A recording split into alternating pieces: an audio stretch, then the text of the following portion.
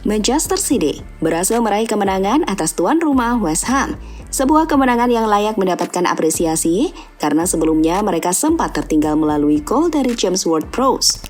Namun di balik kemenangan tersebut, yang paling menarik untuk disorot adalah peran yang dijalankan oleh Josko Gvardiol, di mana pemain asal Kroasia itu secara mengejutkan bermain sebagai bek kiri. Sebuah eksperimen pastinya yang kembali dilakukan oleh Pep Guardiola.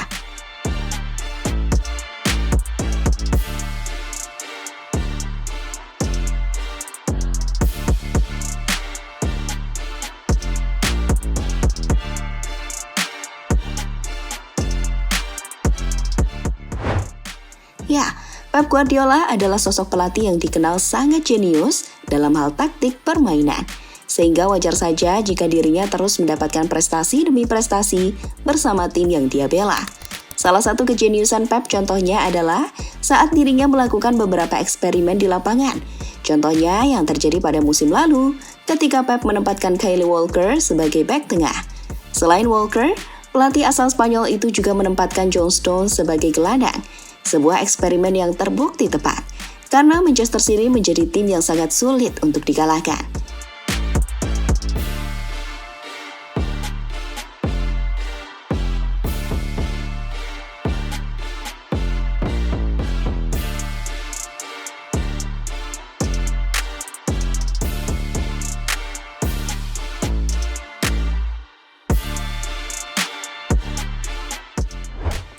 Eksperimen coba kembali dilakukan oleh Guardiola di musim ini.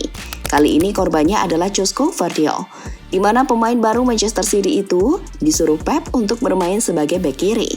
Momen itu terjadi saat Manchester City bertandang ke markas West Ham United. Tentu sebuah peran yang sebelumnya tidak disangka oleh Gvardiol.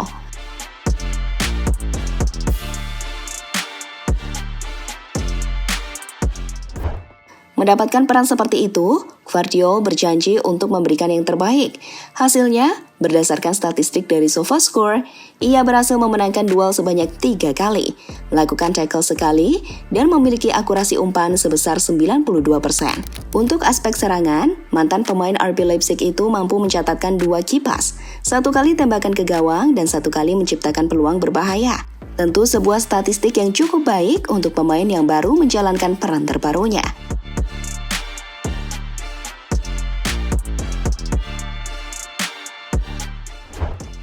Lebih lanjut, apa yang dilakukan oleh Guardiola itu tentu sangat mengejutkan. Karena sejatinya di tim Manchester City saat ini ada 2 pemain yang bisa bermain sebagai bek kiri. Mereka adalah Sergio Gomez dan Nathan Ake. Tapi entah mengapa, 2 pemain itu malah dicadangkan oleh Guardiola dan malah memainkan Gvardiol sebagai bek kiri. Sehingga membuat kita jadi teringat dengan ucapan Thomas Muller beberapa waktu yang lalu.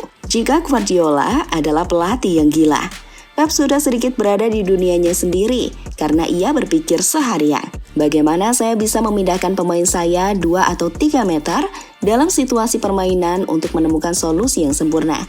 Itu gila dalam cara yang positif, kata Muller pada Bold. Sementara itu pada musim ini, Guardiola memang harus melakukan beberapa eksperimen demi membuat Manchester City terus berjaya. Selain itu, eksperimen tersebut juga sebagai bentuk antisipasi di balik banyaknya pemain City yang cedera. Ya, sampai saat ini Guardiola tidak bisa memainkan Kevin De Bruyne dan John Stones. Untungnya, peran 2 pemain itu bisa dengan mudah digantikan. Contohnya, Julian Alvarez yang mampu menggantikan peran De Bruyne untuk sementara. Manchester City saat ini masih menjadi tim yang tampil sempurna. Dari 5 pertandingan yang mereka jalani di Premier League, semuanya berakhir dengan kemenangan.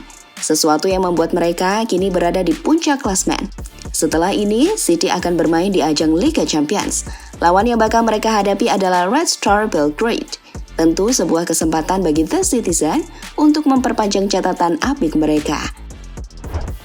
Jadi itulah saat Pep Guardiola kembali melakukan eksperimen dalam pertandingan antara West Ham melawan Manchester City.